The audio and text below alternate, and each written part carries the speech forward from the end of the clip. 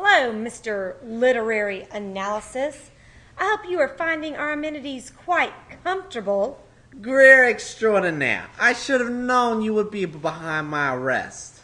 It took some work, but I finally caught you. Caught me doing what? What are the charges? Actually, you are charged on 3 separate counts. Count 1, use of characters in a story. Count 2, use of conflict in a story. And count 3, figurative language use. Are you crazy? In what story? Where did I allegedly do these heinous crimes? Most recently, in Percy Jackson and the Lightning Thief. That's ridiculous. Who is this Percy Jacksaw?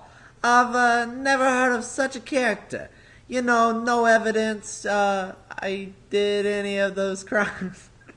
I was at my mother's all weekend watching Duck Dynasty and eating popcorn and cotton candy. You know, the pink kind. Ask my mother, she'll tell you. It's Percy Jackson, and I have plenty of evidence to back up the charges. Enough proof to lock you up and throw you away for a very long time. I suggest you just get comfortable with your new surroundings and your orange attire. Oh yeah? Well, what do you have on the character charges? The protagonist and antagonist in the first 2 chapters of Lightning Thief are quite interesting. That's not proof. That's just your claim. The Lightning Thief doesn't have a protagonist and an antagonist. Percy Jackson is the main character in the novel, and Ms. Dodds, the pre-algebra teacher, is just one of his many enemies. What evidence do you have that Miss Dobbs was his enemy? She might have been sweet little old lady that helped him with number rackets. At the museum, Mrs. Dodds turns into a monster attacking and trying to kill Percy. What does that prove?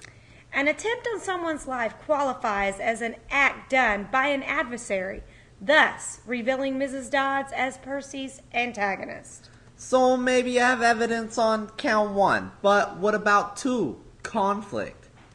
While the characters are a strong cornerstone for the story, the conflict continues to build it. You're wasting my time. Where are the proof? Much of the conflict in The Lightning Thief is man versus man.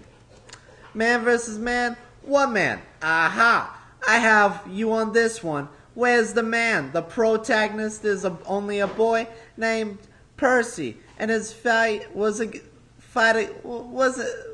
fight against a little old lady. Technically, that would be boy versus old lady, and we both know that not category of conflict.